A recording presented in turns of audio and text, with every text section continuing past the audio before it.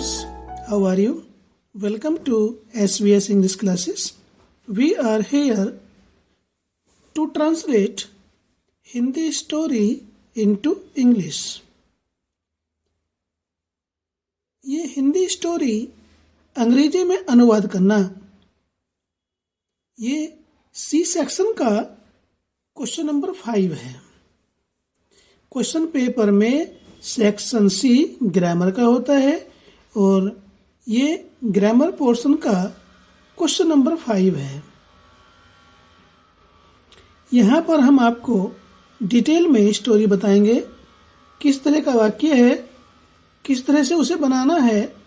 तो स्टोरी को पूरा बनाने के लिए वीडियो को अंत तक देखेंगे और वीडियो अच्छी लगती है तो आप उसे लाइक करें और चैनल पर पहली बार आ रहे हैं, स्टडी कर रहे हैं तो प्लीज़ चैनल को सब्सक्राइब करें ताकि इसी प्रकार की वीडियोज का नोटिफिकेशन आप तक पहुंचता रहे। तो आइए शुरू करते हैं ट्रांसलेशन अनुवाद। ये स्टोरी एग्जाम 2022 के लिए महत्वपूर्ण है और अनुवाद जो है एक निरंतर अभ्यास का विषय होता है। तो आइए शुरू करते हैं। पूरी डिटेल में वाक्य किस प्रकार से बनेगा आपको बताएंगे। प्रयागराज एक प्राचीन नगर है। तो स्टूडेंट्स, इस सेंटेंस में किसी कार्य का होना नहीं पाया जा रहा है। प्रयागराज का केवल होना पाया जा रहा है प्रयागराज क्या है, उसकी स्थिति के बारे में बताया जा रहा है। तो इसमें बी फॉर्म प्रयोग होगी। हम प्रेजेंट में है क्योंकि इसमें है आ रहा, तो प्रेजेंट इंडेफिनिट टेंस में है, सिंपल प्रेजेंट में है। तो सिंपल प्रेजेंट में बी की फॉर्म आती है इज, एम, आर और प्रयागराज सिंगुलर नंबर है तो इसके साथ इज आएगा। प्रयागराज है एक प्राचीन नगर। तो प्रयागराज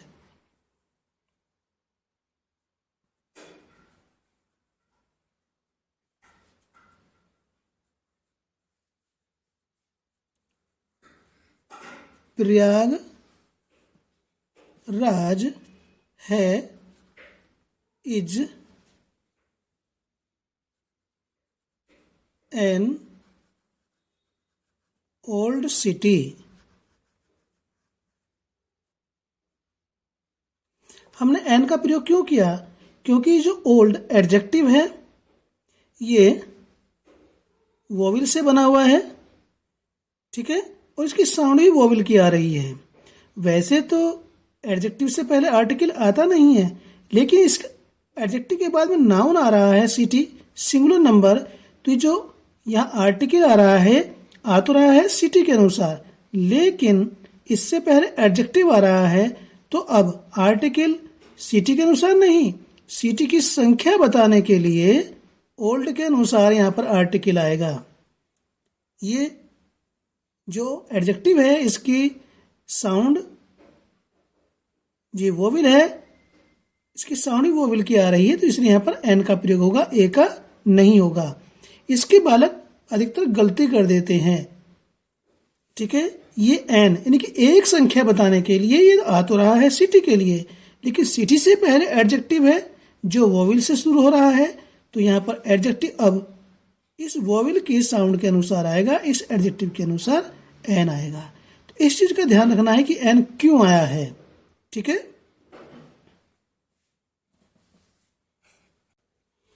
इसका एक गौरवशाली इतिहास है।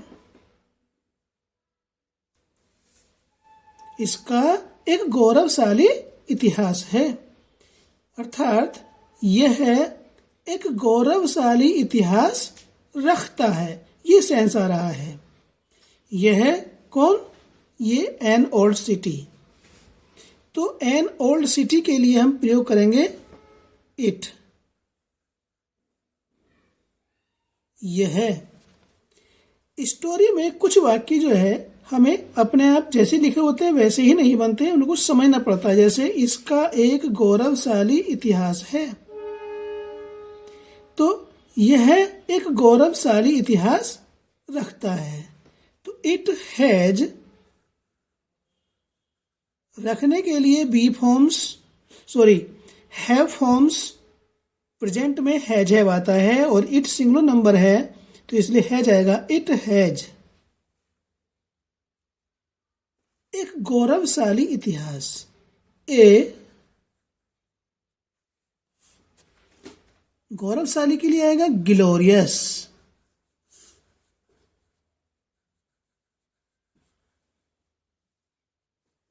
हिस्ट्री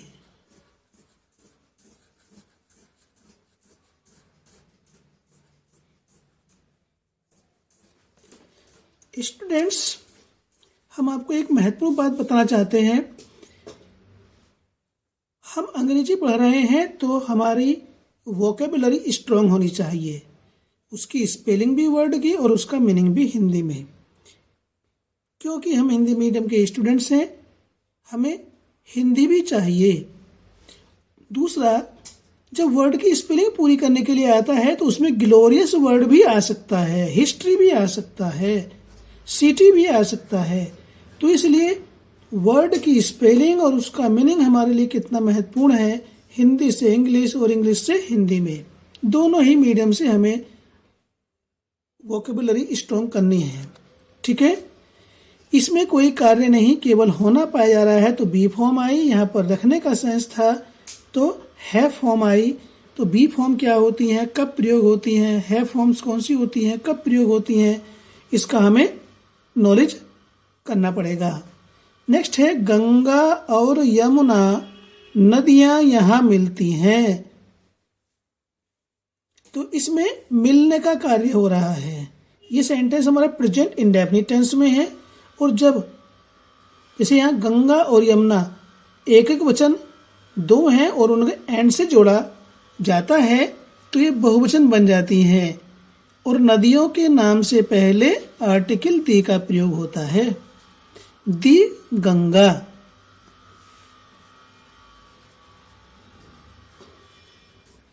ये प्रॉपर नाउन है तो जी कैपिटल बनेगा। दी गंगा एंड यमुना है, वाई से बना दें या फिर जे से बना दें, गंगा जमुना।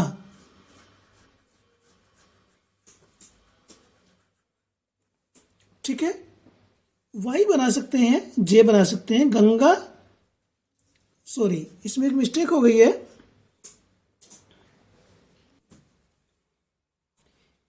यहां गंगा के लिए आर्टिकल दी आया हुआ है, यहां पर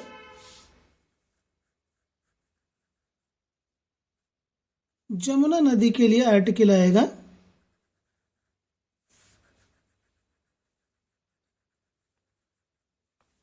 जमुना, अभी देखिए दिगंगा सिंगुलर नाउन है और फिर ये दी जमुना ये भी सिंगुलर नाउन है। दोनों को एंड से जोड़ा जाता है, किसी भी एक वचन दो नाउन को एंड से जोड़ते हैं तो वो बहुवचन बन जाते हैं। और प्रेजेंट इंडेफिनिट टेंस में बहुवचन सब्जेक्ट के साथ में मेन वर्ब की फर्स्ट फॉर्म आती है। तो Ganga and the Jamuna reverse.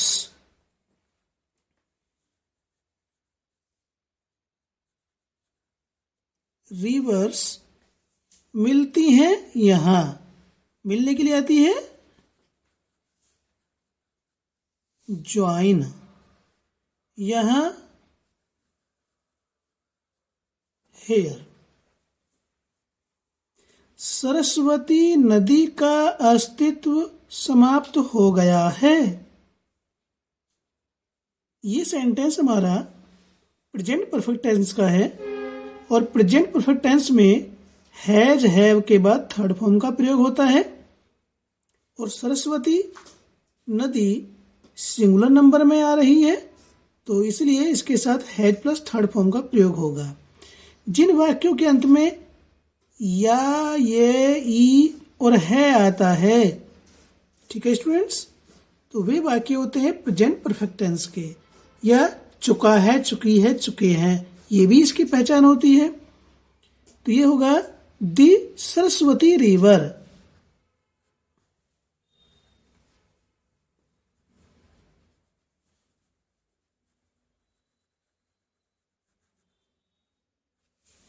Saraswati river has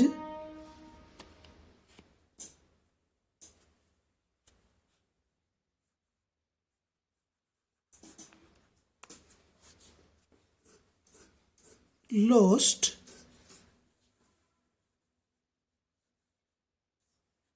खो दिया है। सरस्वती नदी ने खो दिया है। क्या? हम नदियों को माता के रूप में मानते हैं, तो यहां आएगा हर। सरस्वती नदी ने खो दिया है, हैज लॉस्ट हर या खो दी है, हर एग्जिस्टेंस अस्तित्व के लिए एग्जिस्टेंस आता है। ठीक है, सरस्वती नदी ने हैज लॉस्ट खो दिया है, हर एग्जिस्टेंस अपना अस्तित्व, अर्थात सरस्वती नदी का अस्तित्व समाप्त हो गया है। तो ये कैसे बनेगा?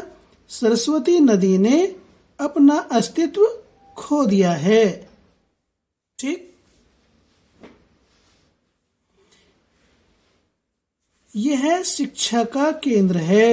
क्या है? प्रयागराज। और प्रयागराज के लिए हमने प्रयोग किया है इट।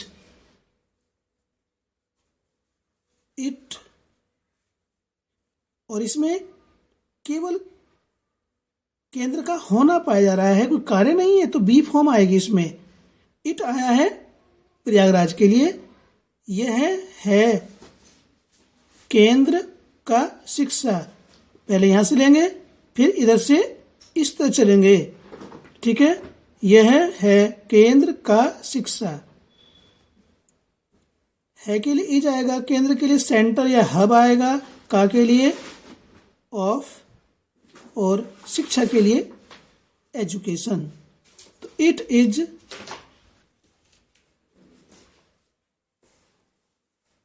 The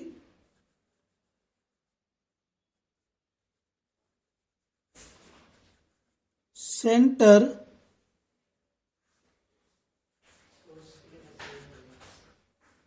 hub. हम हब भी लिख सकते हैं, हब का मीनिंग केंद्रीय होता है।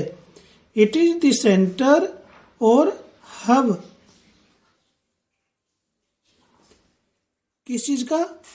का के लिए ऑफ एजुकेशन।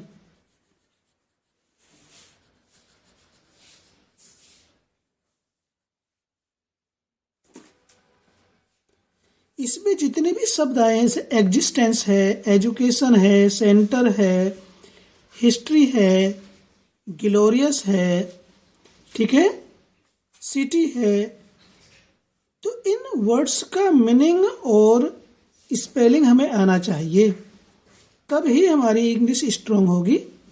और कौन सा सेंटेंस किस प्रकार से बनेगा उसको हमने डिटेल में बताया है। ठीक है, टेंस की जानकारी और शब्द को रखने की जानकारी ये निरंतर अभ्यास से आती है, एक बार बता देने से नहीं आती है। कहने तो कोई कुछ भी कह सकता है, ये निरंतर अभ्यास से ही आती है। वीडियो अच्छा लगा तो लाइक कीजिए, यदि चैनल पर पहली बार आए हैं तो चैनल को सब्सक्राइब कीजिए, ताकि इसी प्रकार की ज्ञान से भरपूर वीडियोज का नोटिफिकेशन आपको मिलता रहे। ये हमारी वीडियो नंबर 1 है। फिर मिलते हैं हम स्टोरी की वीडियो नंबर 2 में। Till then take care.